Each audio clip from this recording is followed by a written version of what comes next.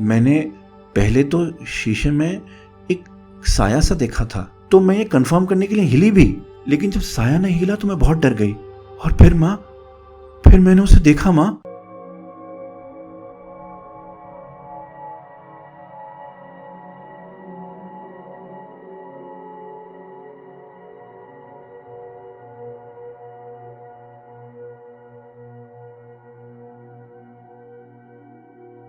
स्वागत है आपका फिर से एक बार द डर डायरीज के एक और एपिसोड में, मेरे यानी अहमद फराज के साथ। और जैसा कि आप लोग जानते हैं, हम जो इस चैनल पर कहानियां सुनाते हैं या लेके आते हैं वो द डर डायरीज की ओरिजिनल कहानियां होती हैं जो आप कहीं और नहीं सुन सकते। आज की कहानी एक सच्ची कहानी है। कहते हैं कुछ जगहों पर इनहेरेंटली ईवल होता है, या फिर वहां पर तोड़ फोड़ करने से या कुछ नया बनाने से या कुछ कंस्ट्रक्शन करने से वो पुराना पुश्तैनी ईवल अगर कुछ वहां पर होता है तो वो जागरूक हो जाता है। लेकिन ऐसी जगहों पर अक्सर हमने ये देखा है कि जो भी एंटिटीज होती हैं या जो भी ईवल ताकतें वहां पर होती हैं, वो उस जगह को इतना डरावना और ऐसा बना देती हैं कि वहां जाते हुए भी किसी भी इंसान को वहशत आती है। आज की कहानी एक ऐसी ही जगह के बारे में है जो शुरू तो अर्ली 90s में होती है, लेकिन 10 साल से ज्यादा ये कहानी चलती है। और आज की कहानी की खास बात यह है कि ये कहानी किसी एक पात्र, किसी एक कैरेक्टर, किसी एक इंसान के बारे में नहीं है।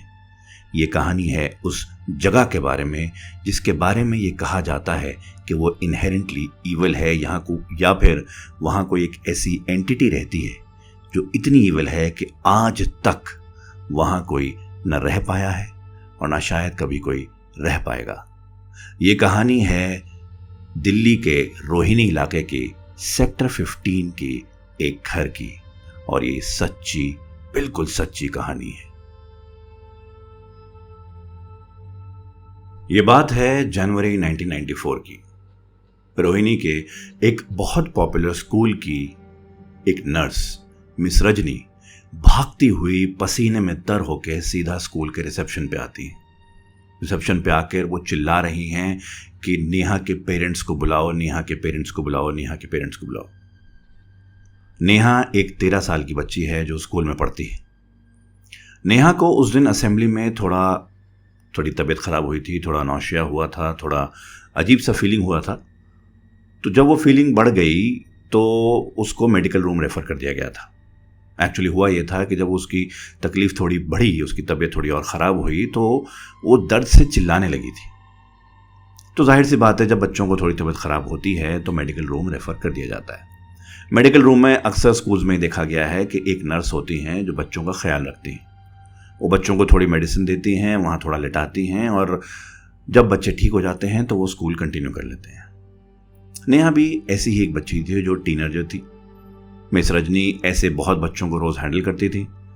जब वो आई, उसने कंप्लेंट करी, अपनी तकलीफ़ बताई, तो मिस रजनी ने जो उनके पास गैस्ट्रिक की या नौशिया की मेडिसिन्स थी वो उसको दी और बोला थोड़ी देर रेस्ट कर लो।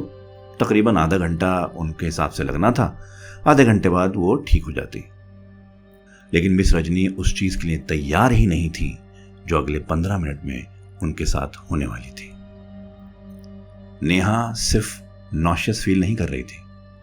नेहा के अंदर कुछ ऐसी चीज चल रही थी जो उस वक्त शायद मिस रजनी जानती ही नहीं थी।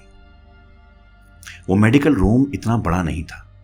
जैसा स्कूल का मेडिकल रूम होता है वैसा ही था कि मेन डोर खोलेंगे तो सामने नर्स की डेस्क जिस पे वो बैठा करती हैं, पीछे 2 बेड, और डेस्क और बेड के बीच में एक प्राइवेसी कर्टन होता है जो अक्सर थोड़ा ट्रांसलूसेंट सा होता है। आप हल्का सा उधर देख सकते हैं, लेकिन सिर्फ सिल्हूट टाइप के।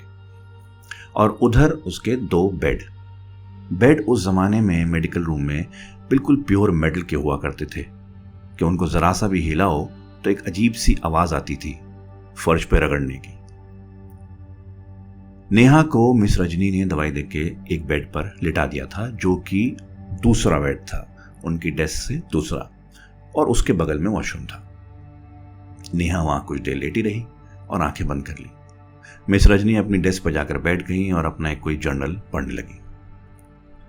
10 मिनट गुजरे होंगे। एक लाउड क्लैंक की आवाज आई, जैसे किसी ने बहुत जोर से वो बेड खिसकाया हो। ये बड़ी अजीब बात थी क्योंकि नेहा उस वक्त सो रही थी और नेहा एक 13 साल की बच्ची थी, वो इतना भारी बेड खिसका नहीं सकती थी। तो एकदम से रजनी पीछे मुड़ी और देखा, जो उनको पर्दे से नजर आया उनके हिसाब से वो बेड एम्प्टी था, क्योंकि जब नेहा वहां लेटी हुई थी तो नेहा का एक सिलुएट सा पर्दे के उधर से नजर आ रहा था लेटा हुआ, लेकिन अब वो बिल्कुल खाली था। तो वो उठकर पर्दा खोलकर उधर गई तो वाकई बेड खाली था, नेहा गायब थी। पर ऐसा कैसे हो सकता है? नेहा को रूम में ही होना चाहिए था, क्योंकि अगर वो रूम से बाहर निकलेगी तो उसको मिस रजनी के डेस्क से गुजरना पड़ेगा। तो नेहा कहां गई? शायद वॉशरूम में थी। उन्होंने वॉशरूम का दरवाजा खटखटाया, लेकिन कोई आवाज नहीं आई। फिर उन्होंने वॉशरूम का दरवाजा खोला और अंदर चली गई। अंदर भी कोई नहीं था। पर ऐसा कैसे हो सकता है? नेहा अचानक गायब कैसे हो सकती है? एकदम से बाहर आई, फिर उनको ध्यान आया कहीं ऐसा तो नहीं कि बेड के नीचे हो। तो वो थोड़ा झुकी और अपने घुटनों पर बैठकर बेड के नीचे झांका। नेहा बेड के नीचे ही थी, लेकिन नेहा बेड के नीचे कोई प्रैंक प्ले करने नहीं लेटी हुई थी। नेहा उस बेड के नीचे बिल्कुल कॉर्नर में अपने दोनों पैरों को फोल्ड करके अपने सर को अपने नीज के बीच में छुपा के बैठी हुई थी। जब मिस रजनी ने नेहा को बुलाया, नेहा क्या हुआ बेटा, यहां क्यों हो तुम? चलो चलो बाहर निकलो, ये मजाक का टाइम नहीं बेटा, चलो। ये बोलते ही जब नेहा ने मिस रजनी की तरफ देखा तब मिस रजनी को एहसास हो गया कि ये मजाक नहीं कर रही, क्योंकि नेहा के चेहरे पर जो डर था वो असली था। और वो डर, वो आंखों में वो डर इस तरीके का था जैसे कोई ऐसी चीज नेहा ने देख ली हो जो बाकियों को शायद नहीं दिख रही। और जब वो मिस रजनी की तरफ देख रही थी तो कुछ बड़बड़ा रही थी। सिर्फ इतना समझ में आया मिस रजनी को कि मेरी मम्मी को बुला लो, मुझे मेरी मम्मी के पास जाना है, मेरी मम्मी को बुलाओ, मुझे मेरी मम्मी के पास जाना है। जो कि डरा हुआ बच्चा अक्सर बोलेगा, लेकिन उसके अलावा जो वो बोल रही थी वो मिस रजनी के समझ से बाहर था।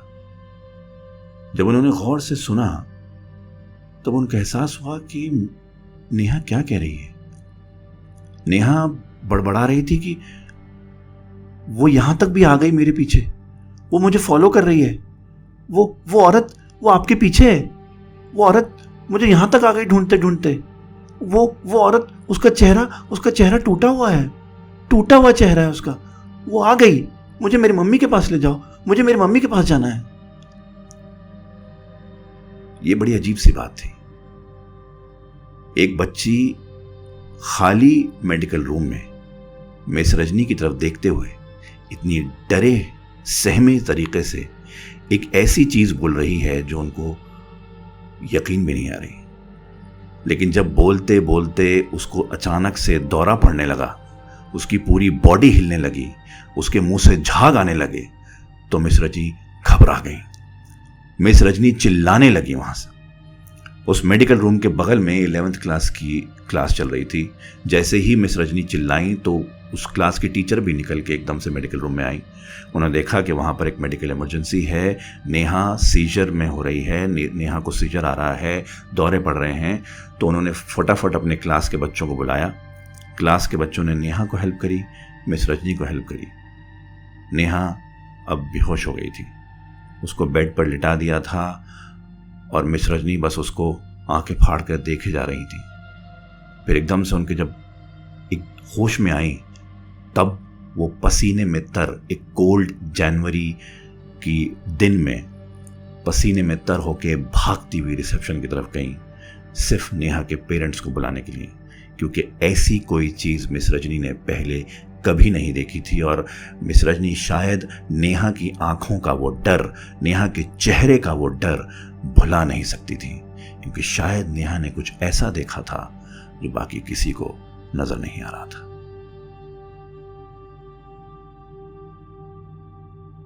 नेहा के साथ स्कूल में जो इंसिडेंट हुआ उसको समझने के लिए हमें थोड़ा पीछे जाना पड़ेगा, कुछ दिन पीछे। ये बात है जब विंटर ब्रेक ख़त्म होने वाली थी, लास्ट वीकेंड था, तो नेहा ने डिसाइड किया कि उसके जो ब्लॉक की फ्रेंड्स हैं रुबीना और मानसी, उन दोनों को स्लीप ओवर के लिए वो अपने घर बुलाएगी। आइडिया ये था कि सैटरडे नाइट ये लोग स्लीप ओवर करेंगे, संडे रेस्ट मिलेगा और मंडे से विंटर ब्रेक के बाद स्कूल शुरू हो जाएगा। ये तीनों हालांकि सेम स्कूल में नहीं थी, लेकिन ब्लॉक सेम होने के कारण ये काफ़ी अच्छी फ्रेंड्स थी और इनके पेरेंट्स भी आपस में अच्छे फ्रेंड्स थे, तो किसी भी पेरेंट को एतराज़ नहीं था कि उनकी बच्ची किसी और दूसरे घर के जाके रुके स्लीप ओवर करे। यहाँ तक कि ये स्लीप ओवर कहीं ना कहीं एक महीने का रिचुअल बन गया था कि हर महीने एक वीकेंड ये तीनों इकट्ठी होंगी किसी एक घर पे और स्लीप ओवर करेंगे। अब टीनेज गर्ल्स की स्लीप ओवर में जो बातें होती हैं वही इनकी बातें थी। इकट्ठा होके ये बॉयज़, क्रशेज, एक्टर्स, ड्रेसेस वगैरह वगैरह की बातें करते थे। उस रात भी यही हुआ था। ये तीनों इकट्ठे हुए, बातें हो रही हैं, अलग अलग तरीके की बातें चल रही हैं कि अचानक बातों में कहीं ना कहीं मानसी ने, जो बाकी दोनों से 1 साल बड़ी थी, ये बताया कि उसने अपनी कज़न्स के साथ एक हॉरर मूवी देखी है, द एग्जॉर्सिस्ट, जो कि उसको बहुत बहुत बहुत स्केरी लगी थी। वो शायद पूरी कर भी नहीं पाई थी और इसी के चलते वो उनको प्लॉट बताने लगी। नेहा थोड़ी एक्साइटेड हो गई क्योंकि नेहा को हॉरर बड़ा पसंद था। रुबीना इन तीनों में थोड़ी ज़्यादा डरने वाली थी, तो उसको वो इतनी एक्साइटेड नहीं थी और बार बार वो अपने आप को हॉरर से बचाने का जैसे फेस बंद कर करके सुनते हैं वैसे सुन रही थी। मानसी और नेहा बड़ी एक्साइटमेंट में मानसी सुना रही है, नेहा सुन रही है, पूरा प्लॉट डिस्कस हो रहा है और धीरे धीरे धीरे ये बातें इतनी स्कैरी और घोस्ट में तब्दील हो गई कि इन तीनों ने डिसाइड किया कि माहौल को और बेटर बनाने के लिए, माहौल को और थोड़ा हॉरर बनाने के लिए कमरे की लाइट्स बंद कर दी जाएंगी।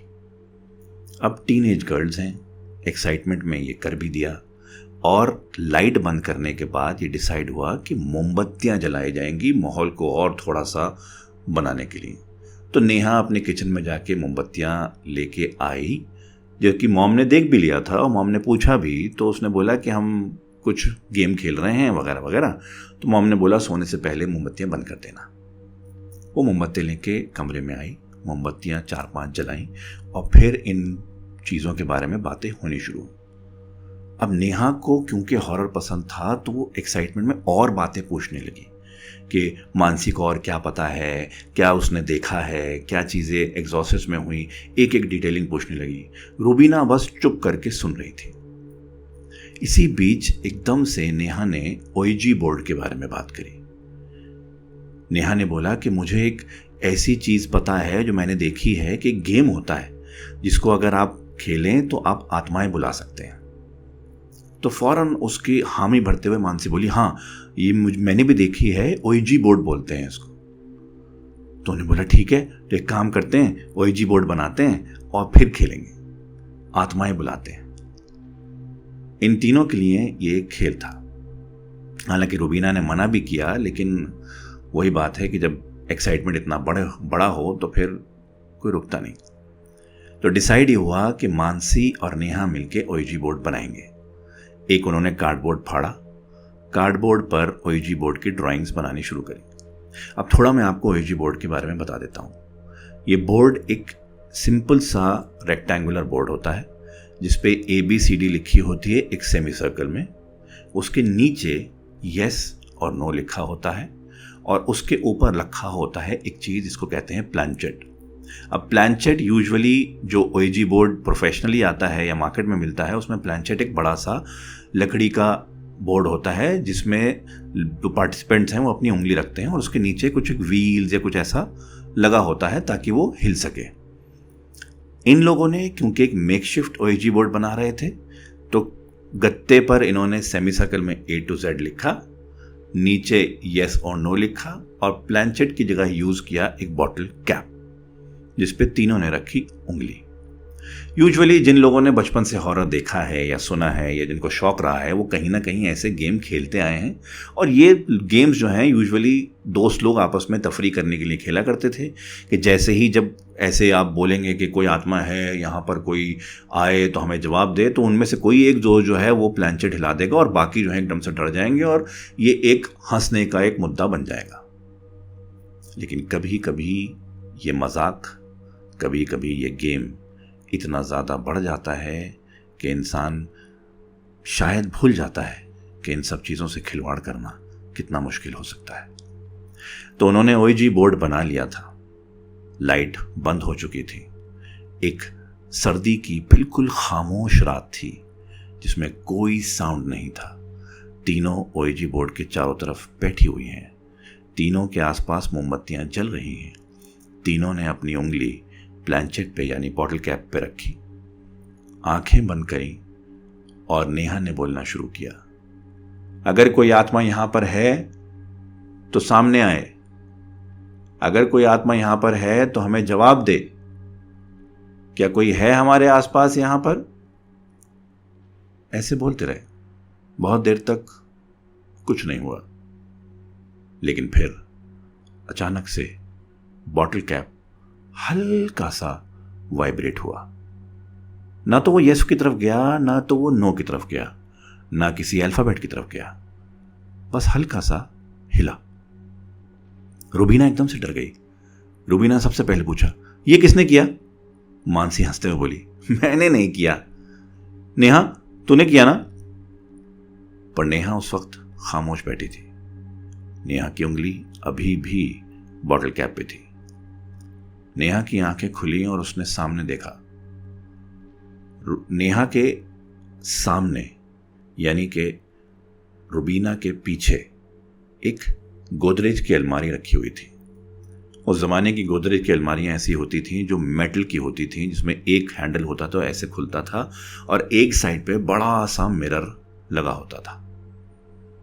उस मिरर में नेहा को अपने पीछे यानी कि कमरे की एंट्रेंस पे एक साया नजर आया। नेहा ने गौर से देखा। उसको लगा शायद मोमबत्तियों की रोशनी में उसका ही अपना शैडो या उसकी ही साया कहीं उसको दिख रहा है। तो नेहा हल्की सी मूव हुई, लेकिन साया मूव नहीं हुआ। नेहा घबरा गई। अब रुबीना को और मानसी को के पीओवी से अगर बात करें तो उनके हिसाब से नेहा की आंखें चौड़ी होती जा रही थी, बड़ी होती जा रही थी, जैसे उसने कोई ऐसी चीज देख ली हो जिससे वो बहुत बहुत बहुत बुरी तरह डर गई हो। तो उन दोनों ने नेहा का नाम पुकारना शुरू किया। नेहा, नेहा क्या हुआ? नेहा, तूने कुछ देखा क्या? नेहा अभी भी उस शीशे में कंटिन्यूसली देखी चली जा रही है, क्योंकि उसकी नजर वहां से हट ही नहीं रही। वो साया अब थोड़ा सा उसको और करीब नजर आ रहा है, उसके बिल्कुल पीछे। लेकिन कहीं ना कहीं वो इस ऐसे स्टांस में है या ऐसे ट्रांस में है कि वो पीछे मुड़ के नहीं देख पा रही है, वो बस शीशे में देख रही है। जब बहुत गौर से बहुत देर तक उसको देखती रही, तब उसको एहसास हुआ कि ये चेहरा किसी लड़की का है। ऐसा चेहरा ऐसी लड़की जिसने एक पर्पल कलर का सलवार कमीज पहन रखा है, उसके बाल बहुत लंबे हैं और उसका चेहरा टूटा हुआ है, बिखरा सा हुआ है बहुत बुरी तरह से। और उधर रुबीना और मानसी नेहा का नाम पुकार रही हैं। नेहा, नेहा डरा मत बेट, नेहा डरा मत, तो क्या कर रही है? क्या हुआ? नेहा तो ठीक है। जब बहुत देर तक वो पुकारते रहे, तब एकदम से नेहा जैसे ट्रांस से वापस आई। उसकी आंखें बंद हुई, फिर उसने खोली और बोर्ड बंद कर दिया और सबसे बोला कि गुड बाय बोलो और ख़त्म करो। क्योंकि इस गेम का एक रूल होता है कि गेम को ख़त्म करने से पहले सारे पार्टिसिपेंट्स को गुड बाय वर्ड बोलना होता है। कहते हैं कि अगर आप ऐसा ना करें तो आत्माएं आपको छोड़ती नहीं हैं। इन तीनों ने गुड बाय बोला और नेहा ने चीज़ें बंद करी और रखा और बोला अब सो जाते हैं, नहीं तो डांट पड़ेगी। बाकी दोनों ने पूछने की कोशिश करी कि क्या हुआ, क्यों ऐसे एकदम से खामोश हो गई थी, क्या दिखा था, कुछ दिखा था कि नहीं दिखा था। लेकिन नेहा इस वक्त बताने की शायद हालत में नहीं है, या फिर उसको खुद समझ नहीं आ रहा कि वो बताए तो क्या बताए, कि उसने एक ऐसी लड़की को देखा जिसका चेहरा टूटा हुआ था। तीनों बेड पर लेट गए, लेकिन लाइट बंद करने की हिम्मत किसी की नहीं हुई, और कब आंख लग गई पता नहीं लगा। सुबह उठे, बाकियों के पेरेंट्स उनको लेने आए। रुबीना और मानसी अपने पेरेंट्स के साथ चले गए और नेहा अपने घर में, अपने कमरे में, उसी कमरे में जहां उसने वो साया देखा था, रह गई। अब नेहा बदल गई थी। यूजुअली नेहा एक ऐसी लड़की है जो अपने होमवर्क, अपने क्लास वर्क, अपने पढ़ाई को लेके बहुत सीरियस रहती है। मंडे से स्कूल है तो यूजुअल उसका प्रोसेस ये रहता है कि एक दिन पहले वो सारी चीज़ें चेक करती है, सारी चीज़ें सीक्वेंस में लगाती है, टाइम टेबल के हिसाब से करती है, वर्क चेक करती है, और फिर वो अपना सोने जाती है स्कूल के लिए तैयार होकर। लेकिन उस दिन उसने कुछ नहीं किया। वो पूरा दिन अपने कमरे में पड़ी रही, पूरा दिन कमरे से बाहर नहीं निकली। उसके पेरेंट्स ने आके उसका टेम्परेचर, उसकी तबीयत चेक करी, लेकिन जब ज़्यादा उनको कुछ नज़र नहीं आया तो उनको लगा शायद बच्चियां जो हैं देर से सोई थीं, इसलिए शायद थोड़ी सी तबीयत ठीक नहीं हो रही, अब सोएगी ठीक हो जाएगी। वो उसको उसके कमरे में छोड़ के चले गए। उनको नहीं पता था कि उस दिन से नेहा बदलने वाली है, क्योंकि उसके अगले दिन ही स्कूल में वो इंसिडेंट हुआ जब मिस रजनी भागती हुई रिसेप्शन पे आई थी नेहा की मां को बुलाने के लिए। आगे बढ़ने से पहले मैं आपको थोड़ा सा 1994 की रोहिणी के बारे में बता देता हूँ। रोहिणी वैसे डेवलप हुई थी 1970s में, जो कि डेवलप करी थी दिल्ली डेवलपमेंट अथॉरिटी DDA ने। दिल्ली की बढ़ती पॉपुलेशन को प्रॉपरली सेटल करने के लिए, प्रॉपर फ्लैट्स देने के लिए ये सिस्टम निकाला गया था, जिसमें फ्लैट्स जो हैं वो लॉटरी में निकला करते थे।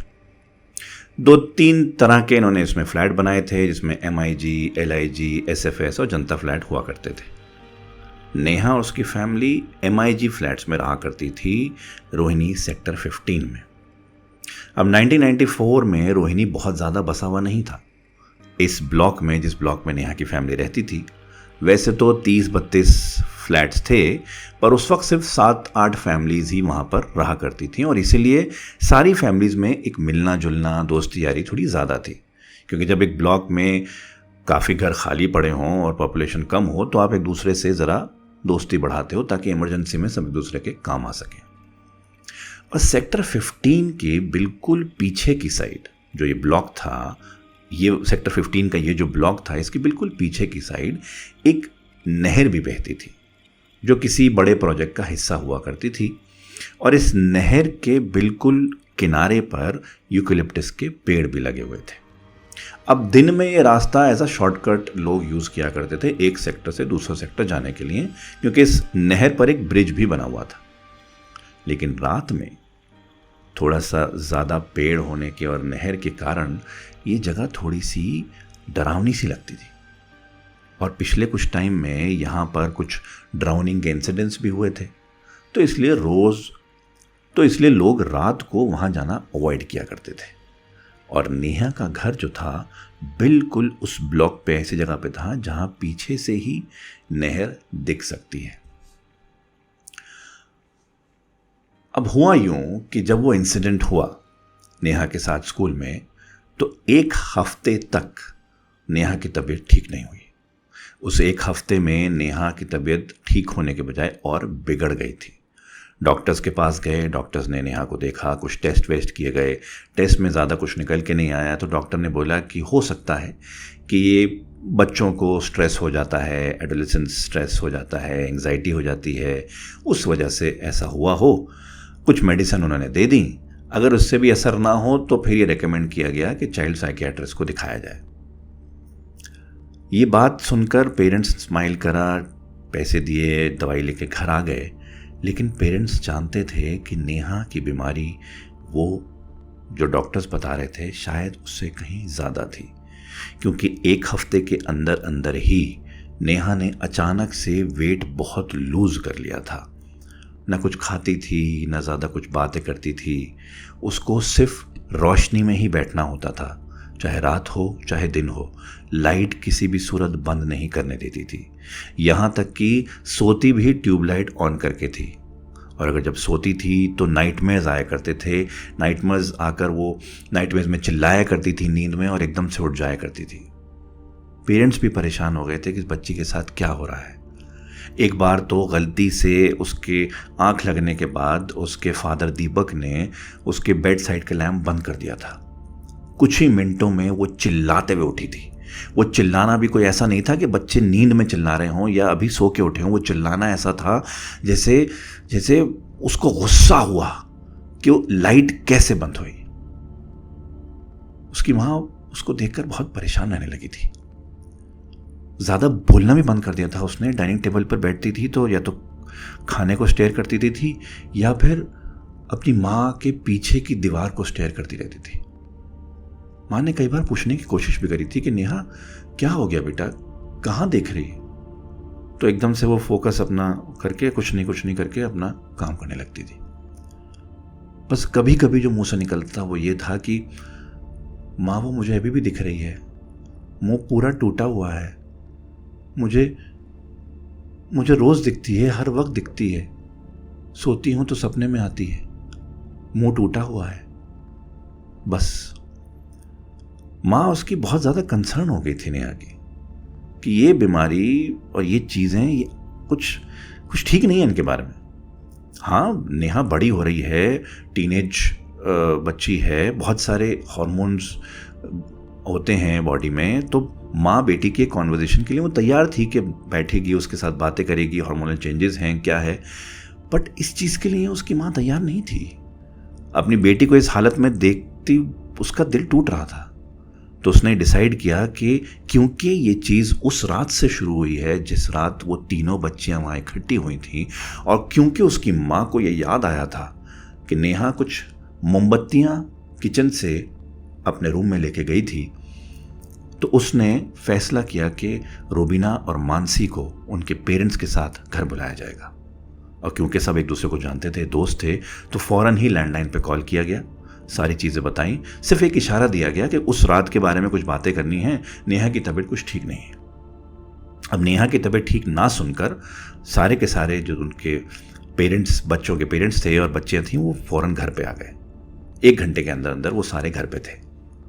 आइडिया ये था कि उनको घर बुलाकर बिठाकर ये पूछा जाएगा कि एग्जैक्टली उस रात को हुआ क्या था, क्योंकि नेहा से जब पूछते हैं तो ढंग से कुछ बता नहीं रही। इसीलिए रूबीना और मानसी से मिलना बहुत ज़रूरी था। और क्योंकि रूबीना और मानसी नेहा के साथ सेम स्कूल में नहीं जाती थी, तो उनको पिछले 1 हफ्ते से खबर भी नहीं थी कि नेहा के साथ आखिर हो क्या रहा है। खैर 1 घंटे के अंदर अंदर पेरेंट्स और बच्चे उनके घर पे थे। उनको वेलकम किया गया, ड्राइंग रूम में बिठाया गया, चाय बनाई गई, फिर नेहा को बुलाया। नेहा अंदर से आई, सहमी हुई सी, बिल्कुल कमज़ोर सी, इतनी कमज़ोर कि जिस ड्रेस में शायद रूबीना और मानसी ने उसको कई बार देखा था, आज उस ड्रेस में नेहा को देखकर उन दोनों के आंसू निकल आए थे। वो ड्रेस ऐसा लग रहा था कि बस अभी इतनी ढीली हो चुकी है कि उससे पहनी भी नहीं जा रही है। 2 साइज़ बड़ी लग रही थी, इतनी कमज़ोर हो चुकी थी। रूबीना इन तीनों में थोड़ी ज़्यादा सॉफ्ट थी, तो रूबीना का तो ऐसा रोना निकला कि वो जाके नेहा से लिपट गई और रोने लगी कि क्या हो गया। वो अपनी दोस्त को ऐसी हालत में देखकर बहुत परेशान सी थी। तब नेहा की माँ ने बोला कि हमें इन बच्चियों से कुछ बात करनी है। बच्चों को बिठाया गया। बच्चों के फेस पर भी कहीं ना कहीं एक डर था, क्योंकि उनको पता था कि उस रात जो उन लोगों ने हरकतें करी हैं उसके लिए उनको सुनाया तो बहुत जाएगा। और क्योंकि मानसी इन तीनों में बड़ी थी, तो उससे एक्सपेक्टेशन भी थी कि वो दोनों का ख्याल भी रखेगी। नेहा की माँ ने सबको बिठाकर फर्म आवाज में पूछा कि उस रात आखिर हुआ क्या था। मानसी सबसे पहले बोली।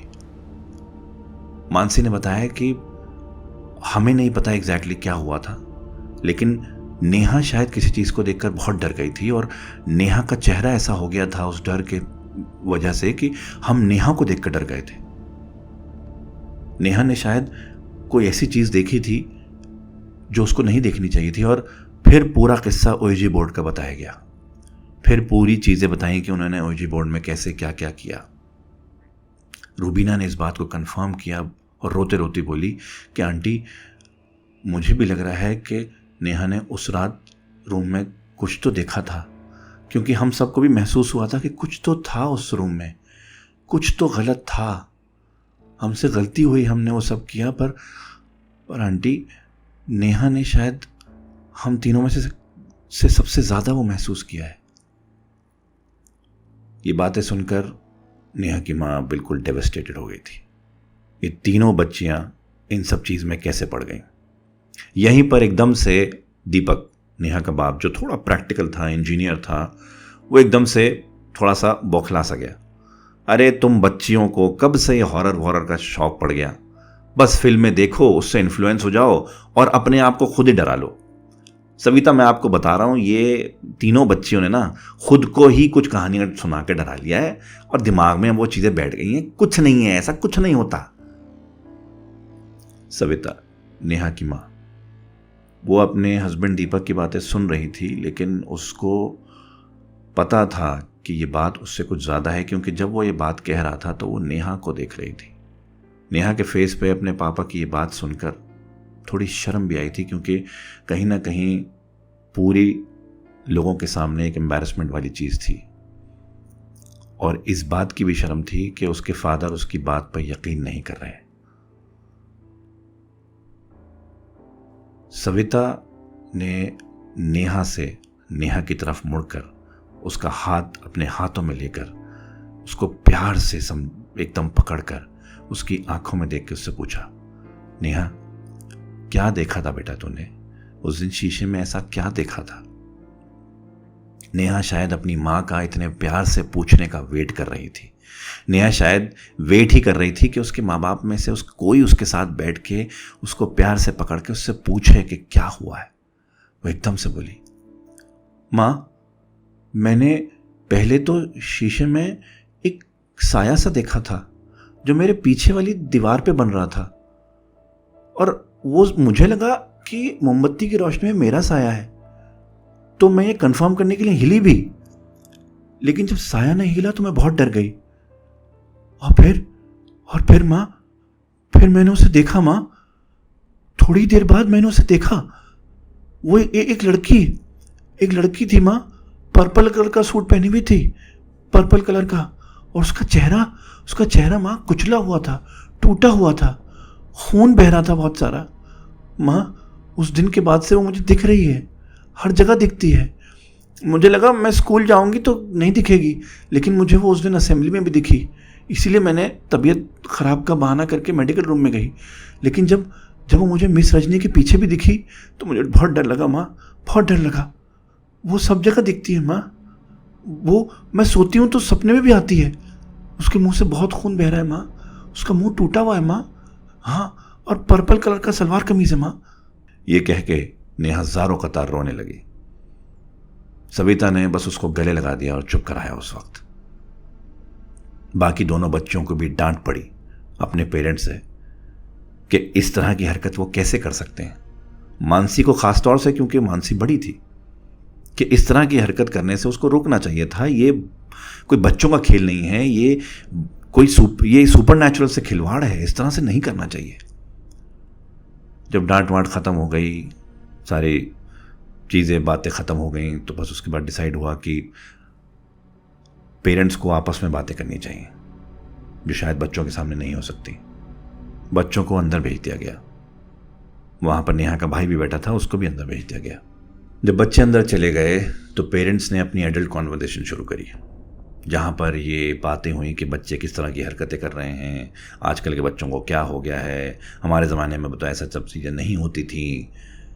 उन बातों में फिर ये निकल के आया कि क्योंकि दीपक और उसकी फैमिली ने घर में, जो तकरीबन 1-1.5 साल पहले वो शिफ्ट हुए थे, और दीपक का ये घर लॉटरी में निकला था 2 साल पहले, और फिर वो 1-1.5 साल पहले यहाँ शिफ्ट हुए, तो जल्दबाजी में गृह प्रवेश भी नहीं करवाया था।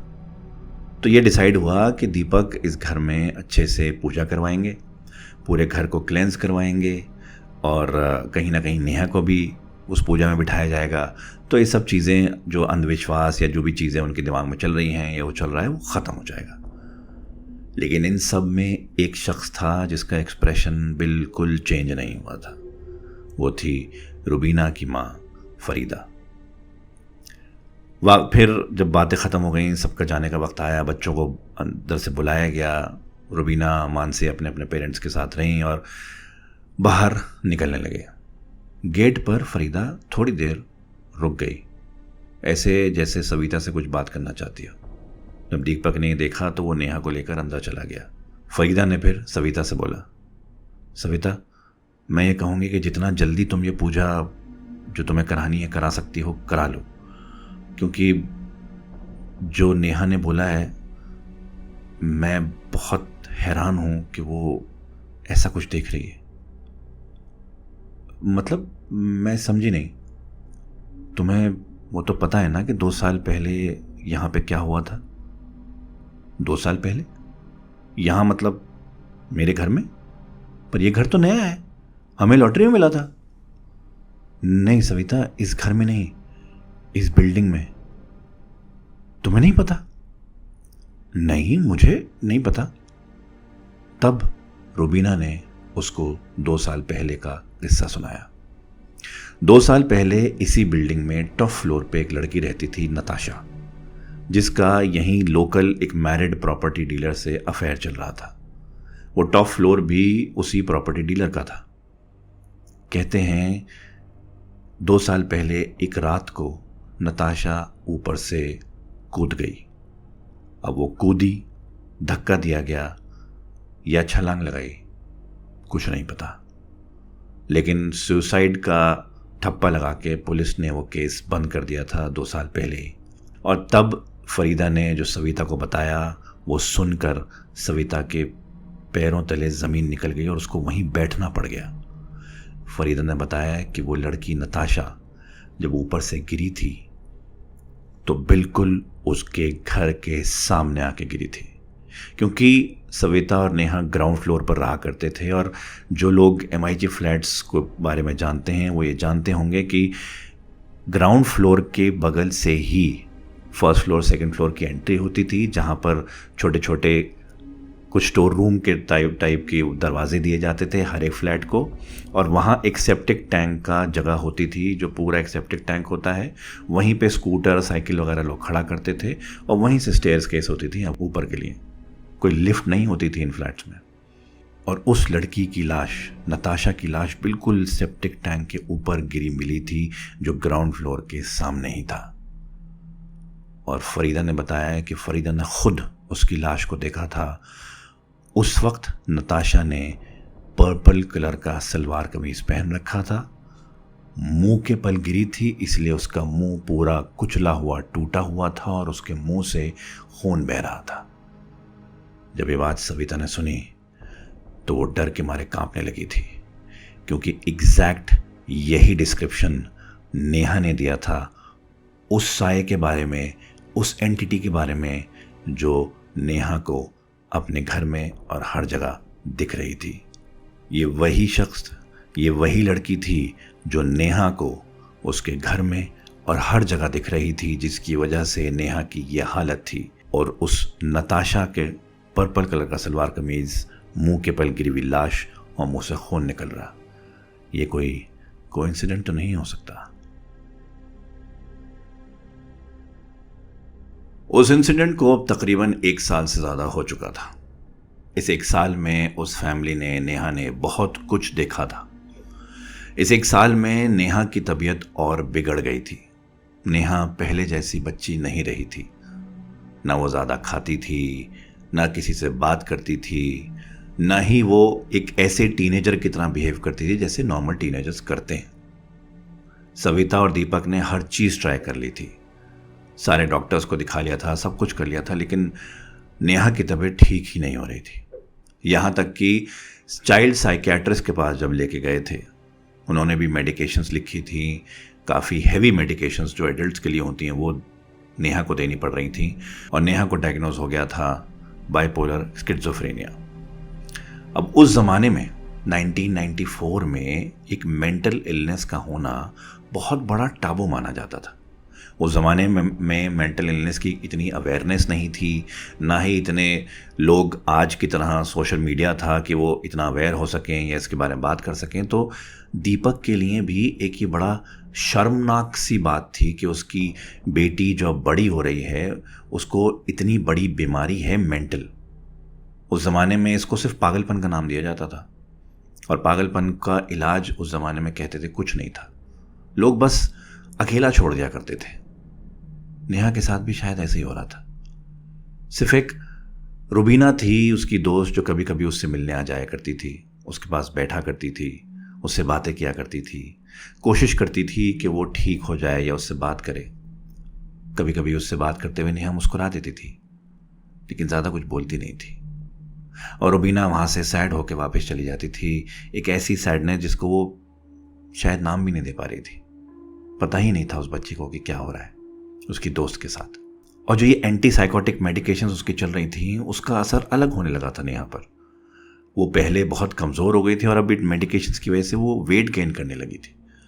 नेहा अपने आप को शीशे में उसने देखना बंद कर दिया था, अपने आप को वो रिकग्नाइज नहीं कर पा रही थी। उसकी दिमागी हालत इस तरह की हो रही थी, बस कभी कभी एकदम एक तरफ देखकर डर जाया करती थी।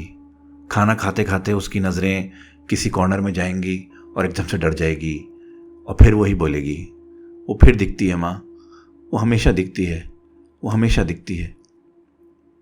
सविता ने जब से फरीदा की बात सुनी थी ना, तब से उसको ये तो पता था कि उसकी बेटी के मेंटल हेल्थ में प्रॉब्लम है, लेकिन उसको ये भी पता था कि उसकी बेटी कहीं ना कहीं पूरी तरह गलत नहीं कह रही, कुछ तो सच्चाई है उसकी बात में। दीपक ने भी अपने काफ़ी दोस्तों से बात करने के बाद यही डिसीजन लिया कि कहीं ना कहीं अब पूजा बहुत रेगुलरली होनी चाहिए, और इसीलिए दीपक का होम टाउन बरेली से उसने अपनी मदर को बुलाया, और मदर वहाँ से अपने साथ एक पंडित को लेके आई। उन पंडित जी ने घर का पूरा पाठ किया, सत्यनारायण की पूजा करी, सारी चीज़ें उन्होंने क्लेंस करी, बहुत लंबी पूजा करी जिसमें नेहा को भी बिठाया गया, सब कुछ हुआ। और कुछ टाइम के लिए वो घर ठीक भी लगा। जिस दिन पूजा हुई उस रात नेहा अपने कमरे से निकल के बाहर आई, डाइनिंग टेबल पे बैठी, अच्छे से खाना खाया, लोगों से बात करी, हंसी मुस्कुराई। लेकिन फिर एक रात तकरीबन 2-2:30 बजे के आसपास सविता की आंख खुली पानी लेने के लिए। वो किचन में जा रही थी तो उसने देखा कि पूरे घर में अंधेरा है, और उस इंसिडेंट के बाद से सविता ने पूरे घर में बिल्कुल अंधेरा रखना बंद कर दिया था। लाइट कहीं ना कहीं की हमेशा जली होती थी, लेकिन उस वक्त पूरा अंधेरा था। उसको लगा शायद दीपक ने गलती से कर दिया होगा। फिर उसको दीवार में से किसी के रोने की आवाजें आई, एक औरत के रोने की। यह आवाज नेहा की नहीं थी, क्योंकि यह आवाज किसी मैच्योर औरत की लग रही थी। सविता बहुत डर गई। वो एक जगह बिल्कुल स्टिल खड़ी रही। उसको समझ नहीं आया कि वो करे तो क्या करे। वो रोने की आवाज बढ़ती चली गई, इतनी कि सविता की चीख निकल गई। कमरे से एकदम दीपक भागता हुआ बाहर आया तो देखा सविता एक जगह खड़ी और रो रही है। उसने फटाफट लाइटें जलाई। जब लाइटें जलाई तो वहां कुछ भी नहीं था, रोने की आवाज भी बंद हो गई थी। लेकिन सविता को अच्छे से याद है, अच्छे से पता है कि उसने एक औरत को रोते हुए सुना था, और उसके अगले दिन से ही नेहा वापस वैसी ही हो गई थी। यह इंसिडेंट सविता के दिमाग में एक घर कर गया था। अभी इस वक्त इस फैमिली को यह नहीं समझ में आ रहा था कि वो करें तो क्या करें। फिर एक दिन एक और चीज हुई। सविता किचन में खाना बना रही थी। शाम का वक्त था, लाइटें कुछ ऑन कर दी गई थी, पूरा अंधेरा नहीं हुआ था।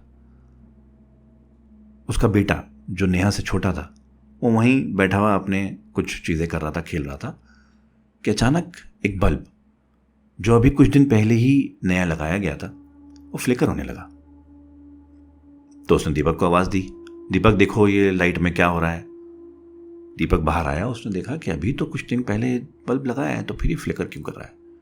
और फ्लिकरिंग एकदम से बढ़ने लगी, बहुत तेज, जैसे वोल्टेज बढ़ता है ना उस तरीके से बढ़ने लगी। और अचानक फट करके बल्ब फूट गया। उसके शीशे चारों तरफ बिखरे, दीपक की तरफ भी गए, सविता की तरफ भी आए और उनके बेटे की तरफ भी गए। थैंकफुली किसी को कुछ लगा नहीं, दीपक भी बस स्लाइटली बचा था।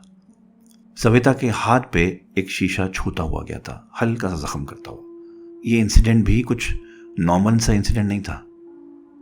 ये फैमिली अब हर वक्त डर के माहौल में जीने लगी थी। इतना कि इसी फैमिली को अपने ही घर में खाना खाते वक्त, सोते वक्त, एंटर करते वक्त, कोई भी काम करते वक्त डर लगने लगा था। इतना डर कि वो इस घर को चारों तरफ देखते रहते थे और कभी भी कुछ भी हो जाता था। कभी अचानक दरवाजे खुल जाते थे, कभी अचानक बर्तन गिर जाते थे, कभी अचानक गैस जल जाती थी, कुछ भी होने लगा था। बड़ी डिस्कशन और बड़े जद्दोजहद के बाद, बड़ी सोच समझ के बाद ये डिसीजन लिया गया कि अब इस घर को छोड़ना ही मुनासिब रहेगा। एक मिडिल क्लास इंसान के लिए बहुत बड़ा अचीवमेंट होता है एक घर खरीदना। दीपक के लिए बिछाद हो, जो एक छोटे से शहर बरेली से आता है, इंजीनियर की नौकरी करता है और नौकरी के बाद डीडीए का घर लॉटरी में निकलना और वो खरीदना बहुत बड़ी बात थी उसके लिए। लेकिन अब इन इंसिडेंट्स के चलते, इन हादसों के चलते उसको ये घर छोड़ना पड़ेगा। उन्होंने फाइनली 1995 में ये घर छोड़ दिया और कहीं और जाके रहने लगे। घर कर दिया बंद। इनिशियली ये सोच थी कि घर के बाहर रहेंगे, कुछ साल शायद ठीक करेंगे, इसको पूजा करवाई जाएगी, बीच बीच में हर हफ्ते या हर महीने एक सत्यनारायण का पाठ होगा, पूजा कराई जाएंगी, तो ये कुछ टाइम पे ठीक हो जाएगा। और वही हुआ।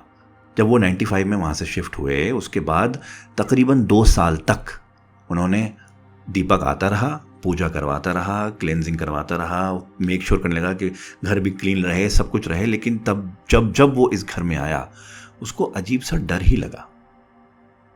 इसलिए 1997 में उन्होंने इस घर को बेचने का फैसला किया। 1997 में प्रॉपर्टी डीलर्स को बता दिया गया कि ये घर बेचना है। लोग आते भी थे, कई पार्टीज आईं, घर के अंदर घुसी, घर को देखा, लेकिन हर किसी को घर में एक अजीब सी वाइब आती थी। कोई खरीदने को तैयार ही नहीं था। 5 साल तक ये घर बिका नहीं। 2002 में एक मिडिल एज औरत कमला देवी और उनका 28 साल का लड़का विक्रम, वो आते हैं और वो इस घर को खरीदने का फैसला करते हैं। फाइनली 2002 में ये घर बिक गया था। हालांकि 5 साल ऐसे प्राइम लोकेशन का घर ना बिकना एक बहुत बड़ी हैरानी की बात थी, क्योंकि मेट्रो कनेक्टिविटी भी उस वक्त तक आ गई थी, कमर्शलाइजेशन भी हो गया था, फैमिलीज भी और बहुत सारी शिफ्ट हो गई थी रोहिणी में, रोहिणी डेवलप हो गया था, ये सेक्टर, ये ब्लॉक डेवलप हो गया था। उसके बावजूद 5 साल बाद ये घर औने पौने भाव बेच दिया गया उस मिडिल एज औरत कमला देवी और उनके बेटे विक्रम को। वो लोग शिफ्ट हो गए, लेकिन शिफ्ट होते ही उनके साथ भी चीज़ें शुरू हो गई थी। विक्रम एक 28 साल का अनएम्प्लॉयड लड़का था और कमला देवी एक रिटायर्ड स्कूल टीचर थी। बहुत ज़्यादा फाइनेंशियली वो लोग स्टेबल नहीं थे, लेकिन उनको ये घर अपनी शायद स्टेबिलिटी के लिए ही चाहिए था, जो शायद विक्रम के फादर की कुछ जायदाद थी, उससे मिला था पैसा, उससे उन्होंने घर खरीदा था। विक्रम उसी कमरे में रहता था जहां नेहा रहती थी। विक्रम को भी उसी तरह की आवाज़ें, रोना सुनाई देने लगा था। लेकिन विक्रम शायद पहले से ही कुछ मेंटली इल था, इसलिए उसके ऊपर इस चीज़ का असर ज़्यादा होने लगा। यहाँ तक कि नेबर्स को विक्रम और उसकी माँ के बीच की लड़ाइयों की आवाज़ सुनाई देती थी। आए दिन वहाँ से झगड़े की, बर्तन फेंकने की, चीज़ों की आवाज़ आती थी। सबको पता था कि इन दोनों के बीच बहुत ज़्यादा लड़ाइयाँ होती हैं। विक्रम और उसकी माँ के बीच जो झगड़े थे, ये सारे नेबरहुड को पता थे। और विक्रम की जो आदतें थीं, रूड होना, बदतमीज़ी करना लोगों से, किसी को भी कोई जवाब दे देना, चीज़ें उठा के फेंकना, ये इसके बारे में सबको पता था। लोग उसको अवॉइड ही करते थे वहाँ के नेबरहुड के। इधर दीपक और उसकी फैमिली पहले से बहुत बेहतर थी। नेहा की तबीयत पहले से बहुत बेहतर हो गई थी। उसने जो स्कूल सितंबर में छोड़ दिया था 1995 में, वो अब दूसरी जगह शिफ्ट होने के बाद उसने दोबारा ज्वाइन किया था कुछ साल बाद, और वो ठीक कर रही थी, क्योंकि नेहा ऐसी बच्ची थी जिसको पढ़ने का बड़ा शौक था। तो अब उसके माँ बाप भी खुश थे कि शिफ्ट होने के बाद चीज़ें सही चल रही हैं। दीपक भी सही था कि अचानक 2005 में, यानी कि घर बिकने के 3 साल बाद, दीपक को उसके पुराने रोहिणी के नेबर का फ़ोन आता है और वो बोलता है कि दीपक भाई, आप न्यूज़ चैनल ऑन करो, आप देखो आपके पुराने घर में क्या हुआ है। जब दीपक न्यूज़ चैनल ऑन करता है तो उसको समझ में आता है कि उनके साथ क्या हो सकता था अगर वो उस वक्त घर नहीं छोड़ते। न्यूज़ में दिखाते हैं कि विक्रम अपने घर में उसी कमरे में, अंधेरे कमरे में पाया गया, अंधेरे में बैठा हुआ। उसके बगल में उसकी माँ की लाश पड़ी थी जो आधी से ज़्यादा जल चुकी थी।